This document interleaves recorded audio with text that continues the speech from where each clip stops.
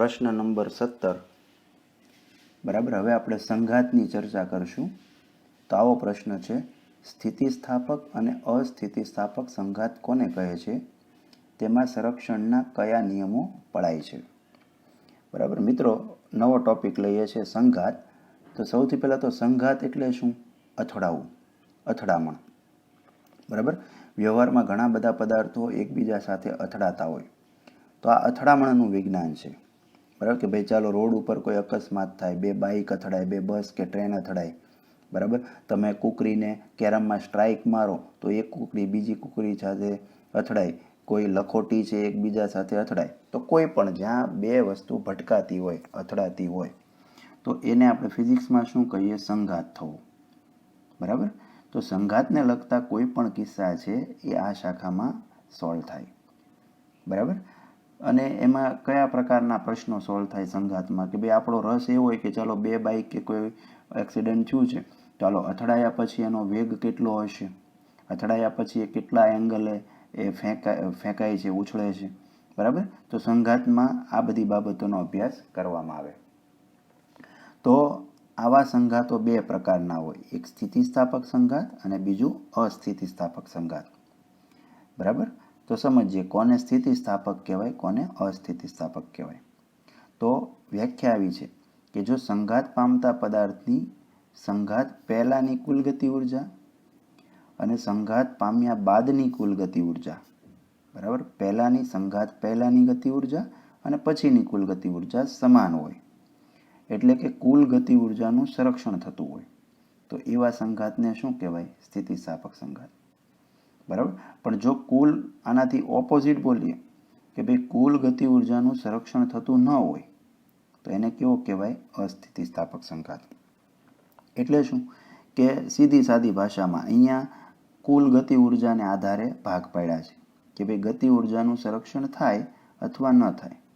સંરક્ષણ થવું એટલે શું? ફરીથી યાદ કરાવું કે ગતિ ઉર્જા પહેલાં અથડાયા પહેલાં અને પછી અચળ રહેતી હોય અથવા તો ન રહેતી હોય। દાખલા તરીકે એમ કહી દો કે બે બરાબર લખોટી છે, બરાબર, પહેલાં આની ગતિ ઉર્જા 100 હતી, આની ધારો કે 200 હતી, એટલે ટોટલ ગતિ ઉર્જા કેટલી થઈ? 300 થઈ, બરાબર। તો અત્યારે ભટકાયા નથી, આવી રીતે એકબીજાની સામે સામે ગતિ કરે છે અને ગતિ ઉર્જા માપી તો એ કેટલી થઈ? ટોટલ તંત્રની, આને સિસ્ટમ કહી દે તો ટોટલ ગતિ ઉર્જા કેટલી થઈ? 300 થઈ। હવે અથડાયા પછી માની લો આમ ગતિ કરે છે, બરાબર। હવે પાછી ગતિ ઉર્જા શોધું બેયની, બરાબર, તો ભાઈ આની 150 થઈ, આની 150 થઈ, તો આ વખતે તંત્રની કુલ કેટલી થઈ? 300 થઈ। એનો અર્થ શું થઈ કે અથડાયા પહેલાં અને અથડાયા પછી ગતિ ઉર્જા કેવી રહી? સરખી જ રહી, ટોટલ ગતિ ઉર્જા। તો જો આને આપણે કેવો સંઘાત કહીશું? સ્થિતિસ્થાપક સંઘાત કહીશું, કે જેમાં ટોટલ ગતિ ઉર્જા હંમેશા કેવી રહી? અચળ। એટલે ટૂંકમાં કેવું હોય તો પ્રારંભિક ગતિ ઉર્જા તંત્રની, એટલે અથડાયા પહેલાંની ગતિ ઉર્જા બરાબર અંતિમ ગતિ ઉર્જા, એટલે કે અથડાયા પછીની કુલ ગતિ ઉર્જા, એ બે સરખી હોય તો કેવો થયો? સ્થિતિસ્થાપક સંઘાત। અને એવું જરૂરી નથી કે હંમેશા ગતિ ઉર્જા સરખી હોય, પ્રારંભિક ગતિ ઉર્જા અને અંતિમ ગતિ ઉર્જા સરખી ન પણ હોય, તો એને કેવો કહેવાય? અસ્થિતિસ્થાપક સંઘાત। અથવા તમે એમ કહી શકો કે ગતિ ઉર્જાનું આંશિક કે સંપૂર્ણપણે આંતરિક ઉર્જામાં રૂપાંતર થતું હોય, ગતિ ઉર્જા છે વેસ્ટ થતી હોય, બરાબર છે, તો એ કેવું થઈ ગયું? અસ્થિતિસ્થાપક સંઘાત। એટલે ગતિ ઉર્જા સંરક્ષણ થશે કે નહીં થાય એને આધારે સ્થિતિસ્થાપક કે અસ્થિતિસ્થાપક સંઘાત એમ બે પ્રકાર પડેલા છે। પણ યાદ રાખજો, બંને પ્રકારના સંઘાતો એટલે કોઈ પણ પ્રકારનો સંઘાત થતો હોય એમાં હંમેશા બે સંરક્ષણના નિયમો પળાય। કયા? કુલ ઉર્જા અને કુલ વેગમાનનું સંરક્ષણ થાય। એટલે શું કે તંત્રની ટોટલ એનર્જી, ઉર્જા સંરક્ષણ નિયમ પ્રમાણે ઉર્જાનો કુલ જથ્થો નાશ ન થઈ શકે, એટલે કુલ ઉર્જા તંત્રની એટલે કે યાંત્રિક ઉર્જા હંમેશા કેવી રહેશે? અચળ રહેશે। અને વેગમાન, ટોટલ તંત્રનું વેગમાન પણ કેવું રહેશે? અચળ જ રહેશે, બરાબર। ફક્ત ફરક ક્યાં પડશે? ગતિ ઉર્જા અચળ હોઈ પણ શકે અને ન પણ હોઈ શકે। હવે આ બધી વસ્તુ હું સૂત્રથી તમને સમજાવું, કોઈ એક સંઘાતનું ઉદાહરણ લઈને આપણે સૂત્રમાં સમજીએ કે ભાઈ આ ઉર્જા, વેગમાન, ગતિ ઉર્જા એ શું છે, એનું સંરક્ષણ થવું એટલે શું, તો એ સમજીએ અને પછી એને આધારિત એક દાખલો છે એ ગણીએ। હવે આપણો પ્રશ્ન નંબર 18, એમાં છે દ્વિપરિમાણમાં થતા સ્થિતિસ્થાપક સંઘાતની સૂત્ર સહિત સમજૂતી આપો.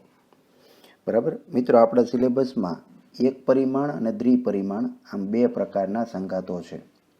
બરાબર, એમાં હું તમને આ દ્વિપરિમાણનો એક કિસ્સો ચર્ચું છું જે અગત્યનો છે. બરાબર, એક પરિમાણનો જે સંઘાત છે ટેક્સ્ટબુકમાં એ આપણે જોવાના નથી.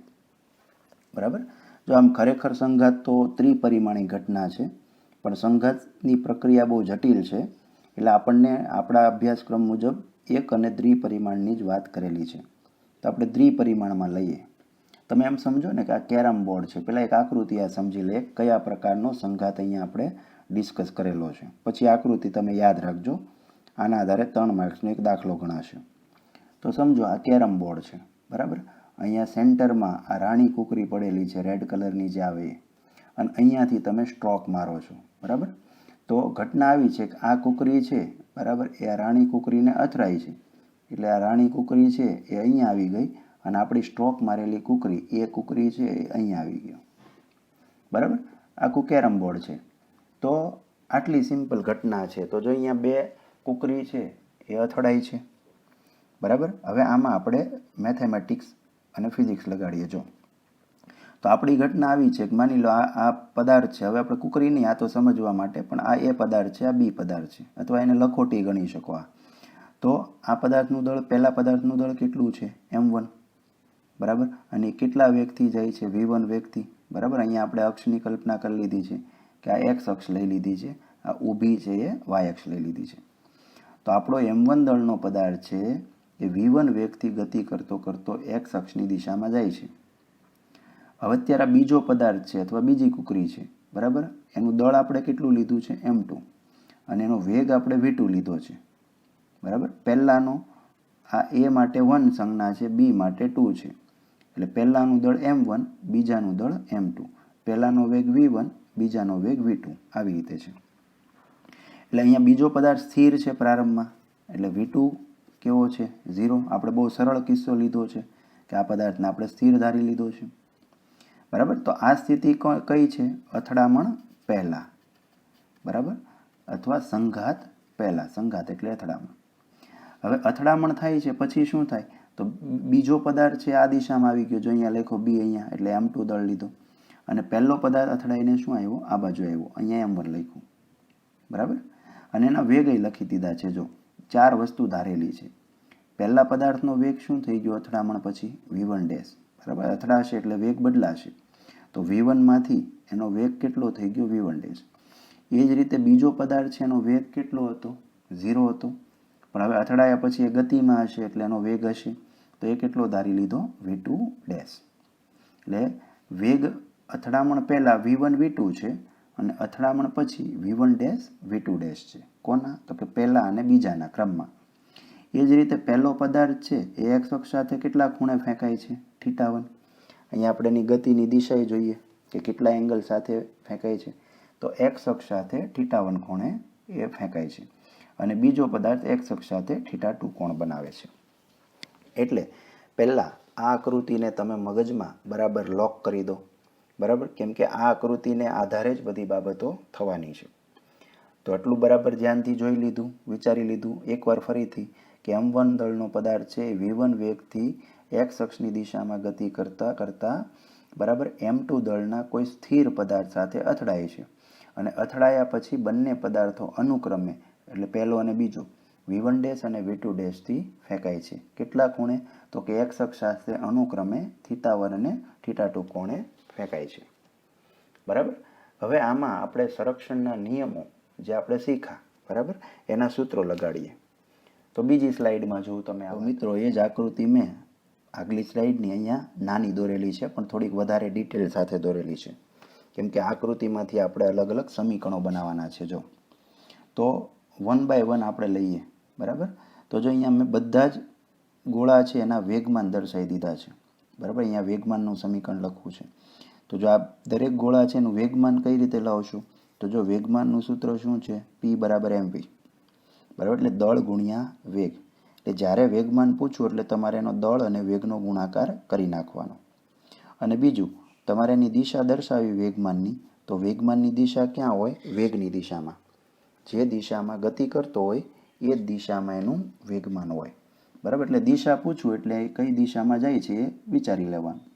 તો જો પહેલાં જે પદાર્થ છે એ પદાર્થ એનું વેગમાન કેટલું થાય, તો આપણે લખીએ m1v1. કેમ, તો ચાલો પહેલાંનું દળ આપણે m1 કીધું હતું, અત્યારે વેગ કેટલો છે v1, એટલે m1v1. અને એની દિશા ક્યાં છે, તો પહેલો ગોળો x અક્ષની દિશામાં જાય છે, એટલે વેગમાનને ક્યાં તીર મારી દીધું, x દિશામાં. એ જ રીતે ચાલો આનું વેગમાન મેળવો, તો એનું વેગમાન શું થાય, m2v2. બરાબર, દળ m2 છે અને વેગ v2 છે. પણ જો પાછું જોઈ લો, વેગ તો 0 છે ને આનો, એટલે વેગમાન કેટલું થશે, 0. એટલે અહીંયા મેં લખ્યું નથી. એ જ રીતે આ અથડાયા પહેલાંની વાત કરી બંને ગોળાની. હવે અથડાયા પછી બંને ગોળાની વાત કરીએ, તો જો એ ગોળો છે અથડાયા પછી એનું વેગમાન કેટલું થશે, m1v1 કેમ, તો કે ભાઈ ગોળાનું દળ પહેલો ગોળો છે એટલે દળ તો એનું m1 જ છે, પણ હવે વેગ કેટલો છે અથડાયા પછી v1 એટલે m1v1. અને જો એ પિંક કલરના તીરથી મેં આ દિશામાં માર્યું, કેમ, તો કે અથડાયા પછી ગોળો આ દિશામાં જાય છે, એટલે અથડાયા પછી એના વેગમાનની દિશા આ છે અને કેટલું છે, m1v1. એ જ રીતે બી ગોળો લો તો એ આમ જાય છે, એટલે તીર જો એનું આ લાગ્યું પિંક કલરનું, બરાબર, પણ એનું વેગમાન કેટલું થશે, m2v2. બરાબર, દળ બીજા ગોળાનું m2 છે અને અથડાયા પછી વેગ કેટલો બોલ્યા છે, v2, એટલે m2v2. બરાબર, એટલે આ 3 પિંક તીર ધ્યાનમાં લો તો એ શું દર્શાવે છે, ત્રણેયના વેગમાન દર્શાવે છે. બરાબર, તો વેગમાન સંરક્ષણના નિયમ અનુસાર શું લખી શકાય.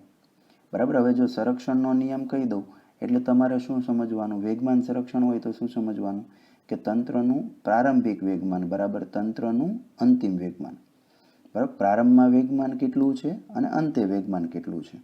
બરાબર, અથડાયા પહેલાં અને પછી. તો જો અહીંયા લખીએ બે વેગમાન સરખાવેલા છે, આ પ્રારંભનું છે, આ અંતનું છે. તો જો તંત્રનું પ્રારંભિક વેગમાન કેટલું, બરાબર, તો તંત્ર કહી દો એટલે પાછું કન્ફ્યુઝ નહીં થતા. તંત્ર એટલે શું, કે ભાઈ આપણી જે સિસ્ટમ છે એમાં કેટલા પદાર્થો છે, 2.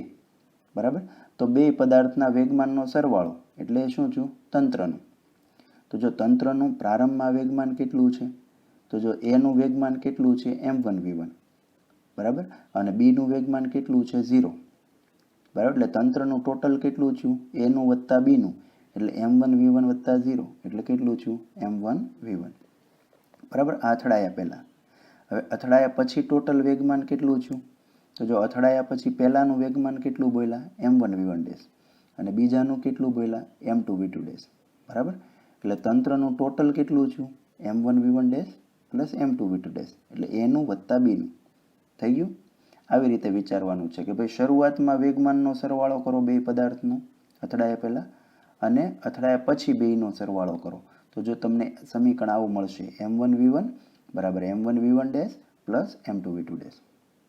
બરાબર, આ સમીકરણ આપણે સમજ્યા. હવે આ ચોથું સાથે સાથે સમજી લઈએ, આની જેવું જ છે એટલે. બરાબર, પછી આ બે સમજીએ. હવે તમે એમ કીધું કે આ સંઘાત આપણને સ્થિતિ સ્થાપક આપેલો છે, તો સ્થિતિસ્થાપક આપેલો છે, તમને ખબર છે ગતિ ઉર્જાનું સંરક્ષણ થાય. ગતિ ઉર્જા એ કેવી રહી, અચળ રહી. તો હવે ગતિ ઉર્જા સંરક્ષણ પ્રમાણે બનાવીએ તો જો આ સમીકરણ મળશે. તો પાછું આની વેગમાનની જેમ જ કરવાનું છે. ગતિ ઉર્જા સંરક્ષણ એટલે શું, કે તંત્રની અથડાયા પહેલાંની ગતિ ઉર્જા બરાબર અથડાયા પછીની ગતિ ઉર્જા. જો અથડાયા પહેલાંની ગતિ ઉર્જા છે અને અથડાયા પછી આ ટોટલ છે. તો જો આ કઈ રીતે લાવશું પાછું, તો જો ગતિ ઉર્જા એટલે હાફ mv² સૂત્ર પ્રમાણે વિચારવાનું છે.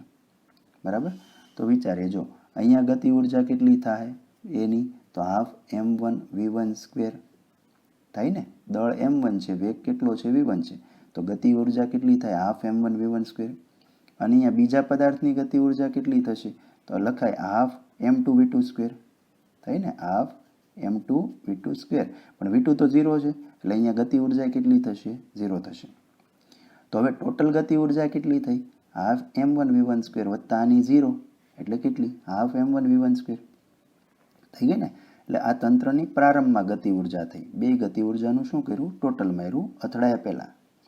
હવે અથડાયા પછી વિચારવું છે તો આ બેની ગતિ ઉર્જાનું ટોટલ મારો. બરાબર, તો જો આની ગતિ ઉર્જા કેટલી થશે, તો એની થશે હાફ m1v1². થાય ને, દળ m1 છે અહીંયા અને વેગ કેટલો છે, v1 છે, એટલે હાફ m1v1², હાફ mv² પ્રમાણે. એ જ રીતે આની વિચારો કેટલી થાય, તો હાફ દળ m2 વેગ v2 છે, v2 ડેશ છે, એટલે half m2 v2 dash square થઈ ગયું. એટલે આ બેનું ટોટલ માર્યું એટલે આ પદ આવી ગયું, અને અહીંયા ટોટલમાં એક પદ 0 છે અહીંયા, એટલે આ એક જ આવ્યું. એટલે તમને એમ કે ગતિ ઉર્જા સંરક્ષણનો નિયમ લખો તો તમે શું લખશો? હાફ m1 v1 સ્ક્વેર બરાબર half m1 v1 dash square plus half m2 v2 dash square. બરાબર, તમારે આકૃતિ મગજમાં ફિટ કરવી પડશે, અને આ ચારે ચાર સમીકરણો યાદ રાખવાના છે, તો તમે દાખલા કરી શકશો. સમીકરણો તમારે જાતે લખવાના છે. હવે બરાબર, આ બે સમીકરણ લઈએ. વેગમાનના x દિશાના ઘટકો, y દિશાના ઘટકો. એટલે શું? જોઈએ સમીકરણ 1 માંથી આ બીજા બે સમીકરણ બનાવ્યા છે ઘટકો લખીને. બરાબર, સદિશના x અને y ઘટકો પાડીને. તો સદિશના ઘટકો કેમ પડે જોઈ લઈએ. જો તો પહેલાં બધાના x ને y વિચારશું. જો આના ઘટકો પાડીએ આ પદાર્થના.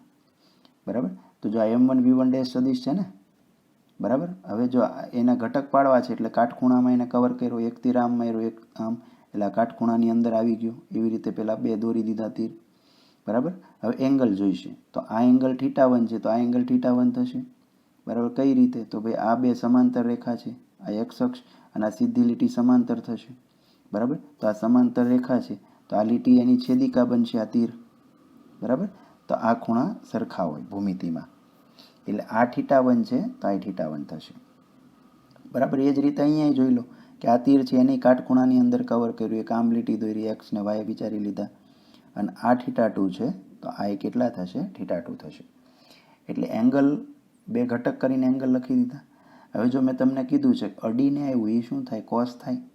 તો જો આ કયો ઘટક થશે? m1 v1 ડેશનો કોસ ઘટક, કોસ θ1 થઈ ગયું. એટલે આ ઘટક બનશે m1 v1 ડેશ કોસ θ1. એ તો પછી આ ઓટોમેટિક શું બનશે? m1 v1 ડેશ કોસનું શું કરી દેવાનું? સાઇન, એટલે સાઇન θ1. બરાબર, એટલે જો આ x ઘટક થઈ ગયો, આ y ઘટક થઈ ગયો. આ x અક્ષની દિશા થઈ ને, આ y ની દિશા થઈ. એટલે આના x ને y આવડી ગયા.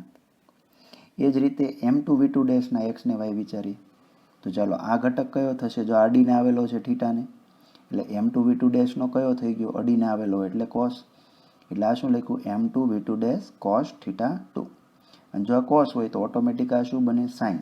એટલે આ શું લખી દીધું? m2 v2 dash sign θ2.